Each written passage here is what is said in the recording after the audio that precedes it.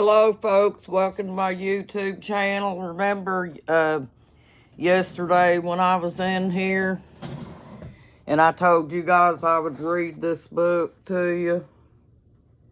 It's made by Geneva Rose, folks. This is just something for people for mind therapy that like to just listen to a story.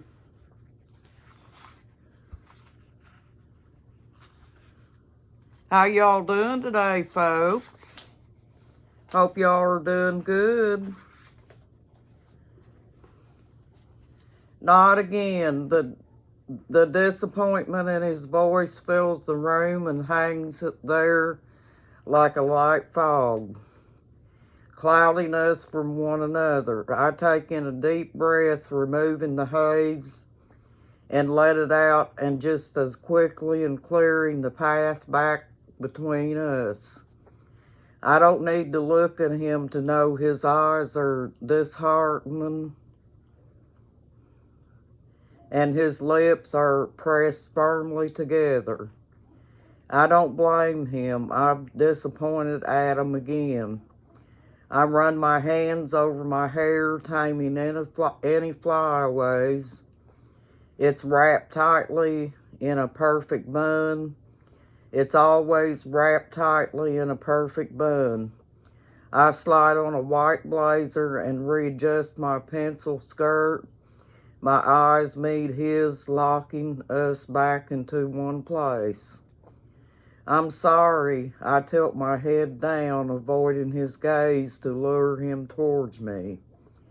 He takes the bait, walking to me, his 6'2" stature towering over my petite body.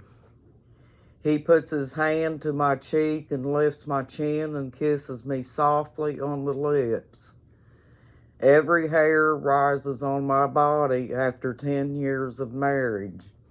Adam still does that for me. After 10 years of marriage, I still do that for him. Disappointment, I mean.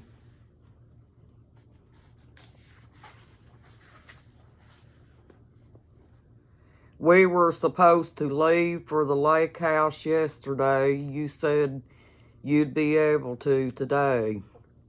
I break our embrace and begin packing up my briefcase, my sense of responsibility outweighing my level of sentiment. I know, it's just I have so much work to do and huge clothing statement to prepare for. Adam walks to the door frame of our master bedroom and leans against it. He folds his arm in front of his chest. There's nothing more that I want at this moment than to be wrapped up in his arms rather than wrapped up in a messy court case.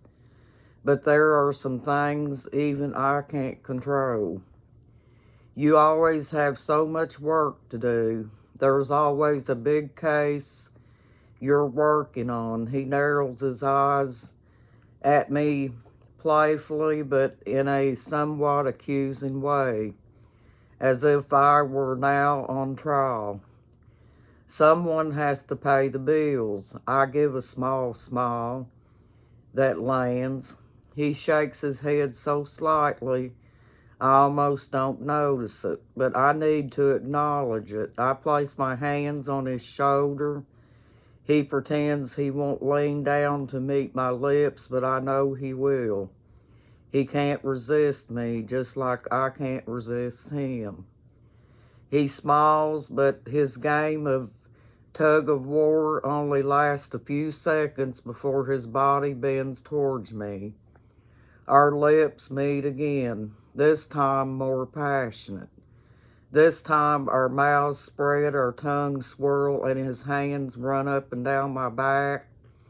I consider calling it all off at the moment. I'll quit the firm. We'll sell this house and we'll move to our lake house in Virginia. Just the two of us running hand in hand into our own fairy tale. But reality sets back in. I have to go, I whisper into his ear as I pull away. I'm always the first to pull away. Someday we'll be everything I always knew we would be, but someday isn't today. But it's our 10th anniversary tomorrow, he frowns. He still has boyish charm I fell in love with, and it would be annoying if I weren't also smitten by it. I'm going to try to make it there tomorrow. I take a step back from him, surveying his disappointed face, the damage I've done. He lets out a huff after 10 years. You'd think I'd be used to you doing this, but I'm not. Adam rubs his chin as if he's contemplating what he will say next. I'm just really fed up with it, Sarah. He lowers his head and shakes it. I close the space between us and bury my face in his chest. I'm sorry. I know I've disappointed you, but regardless, after this case is over, I'm taking a week off of work. I've already talked to Kent. I glanced up at him with doe eyes, hoping he'll be happy with this news. He lets on a small smile. Is this real promise or a Sarah promise? Oh, stop, I say, lightly patting his chest. He grabs my hands and pulls me in for another kiss. I'll stop when you stop. He smirks and we kiss again. Oh, I almost forgot. From the closet, I pull out a small wrap box and a present, my gift to him. I got you something. He looks at it and then at me. You shouldn't have, he says, accepting the perfectly wrapped present. We had agreed after our 5th anniversary we weren't going to do gifts anymore. But I couldn't help myself. I know I've been neglectful, but this was my small way of making it up to him. He pauses for a moment and then carefully unwraps the gift. He lifts the box open, unveiling a Patek Philippe Grand Complication watch with alligator band and a gold face. His mouth drops open. I've been looking at this watch for years, but this is too much. He protests while admiring the intricacies and design of the watch face. No, it's not. It's 10 years of marriage. I pull the watch out, look at the engraving. Adam flips it over and runs his finger over the engraving of the number 5,256 million.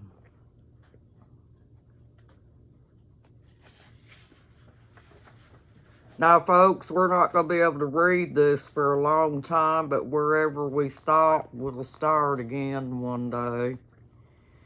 What's this? He asks. That's how many minutes are in 10 years. I plant a light kiss on his lips. You counted? I'm always counting. I laughed as I helped him put the watch on. He holds out his wrist, admiring it. Is this so? I can keep track of every time you're late or stand me up, he teases. I roll my eyes at him. I'm kidding, he adds. No, you're not. Adam returns his attention to me and places his hands on my shoulders, running them down my arms. You're right, but I love you anyway, Sarah. He kisses me hard. After untangling ourselves from a passionate kiss, we make our way down to the kitchen, a large and modern space with stainless steel appliances, cream-colored cupboards, and granite countertops. I set my briefcase on the island and rummaged through the fridge for fruit and water. I take some sliced pineapple and glass bottle of San Pellegrino, which should tide me over until I send my assistant on a lunch run. Adam pours 2 cups of coffee and places one beside my back Bottega briefcase.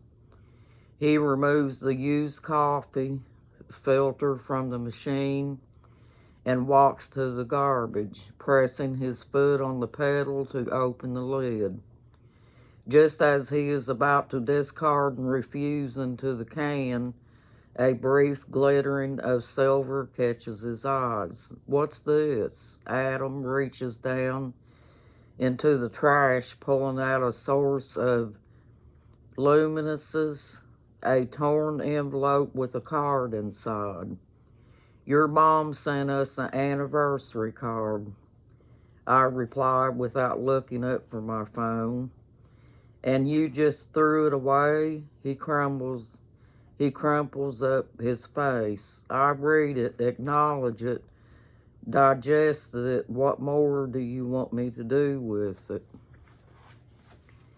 He pulls the card out of the ripped open envelope and reads it aloud. I can't believe you lasted 10 years. Happy anniversary. My darling Adam and Sarah. P.S. Where are my grandchildren? Love, Mom. He smiles and walks to the fridge. That was nice of her. He begins searching through the drawers for a magnet to secure his prize to the front of our stainless steel fridge. I rolled my eyes and I watched him add a piece of garbage to the refrigerator. What are you going to do today? I changed the subject. I'm just going to let this one go, and by this one, I mean his mother. I pick up the cup of coffee and bring it to my lips. It burns, but a good type of burn, like the small fires we sometimes need in our lives to remind us that we are alive. Well, now that I have nothing but time on my hands, he says with a chuckle while looking at his new watch, I let our small, polite laugh for his terrible joke. I'll probably head up to the lake house and get some writing done. Daniel needs more pages before he can pitch the book. I nod and take another sip. The last ones you sent were wonderful. Your agent is going to love them. Make sure you send me your newest one. Do you mean that? He skeptically raises an eyebrow. I mean everything I say, especially about you. I wink. He sets his cup of coffee down and closes the distance between us. Standing behind me with each hand on the countertop, he nuzzles and kisses my neck while pressing his pelvis into my butt. I giggle like a schoolgirl. Come tomorrow, just for the day, I'm going to try, even if I can, just to spend a few hours with you. Do more than try. We've had the lake house for over a year, and you haven't spent more than a night up there. I said, I'll try. I take another sip of coffee. He groans into my neck, please.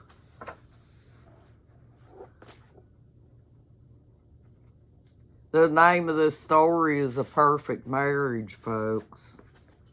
And we're only going to be able to cover the first chapter, okay, today. I'll do everything in my power to be there tomorrow, and you and I can finally christen that lake house. I playfully back into him. He pulls me in right and kisses my neck. Now that is the plan I get behind. Adam turns me around to face him and runs his hands all over me. Thank you for being patient with me. I raise my chin so Our eyes can meet, giving him my most bashful puppy dog eyes to convey as much sincerity as I mean to express with my words. His eyes lock with mine. I'd wait a lifetime for you and then some. He kisses my forehead, the tip of my nose, and then my lips, or at least another 525,256,000 minutes. He smirks. Now hurry to work so you can hurry to me. He playfully pats me as if I was running into a football game. I pick up my bag and start towards the door. I tell him I love him, love you more, he says. Well, that's all we can do tonight, folks. We'll read some more later. I read all the way up to chapter 2. The next time I read, I'll read chapter 2, okay? Well, thank you for joining my YouTube channel, folks. I told you I would read you some of that book. And once again, I'll show you the cover of it. See? Thank you and have a nice night, folks. Bye-bye.